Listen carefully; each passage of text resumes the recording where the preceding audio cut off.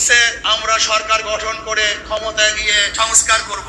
প্রথম প্রশ্ন হলো এই, আগামীতে বিএনপি ক্ষমতায় যাবেন, গ্যারান্টি আপনি কে দিয়েছে?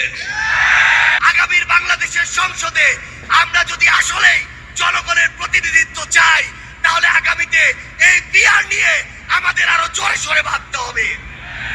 আমি প্রধান উপদেষ্টা নির্বাচন কমিশনার সকলকে বলবো, আপনি জাতির উদ্দেশ্যে নিরপেক্ষ থাকার অঙ্গীকার করেছেন। আপনার অঙ্গীকারের প্রতি আপনি সাবধান থাকবেন।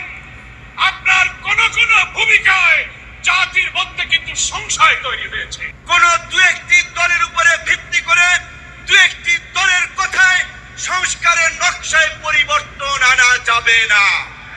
বাংলাদেশ জামাত ইসলামীর দাঁড়িপাল্লা আর ইসলামী আন্দোলনের হাত পাখা এক জায়গায় করতে পেরে উনি মহাবীরে পরিণত হয়েছেন।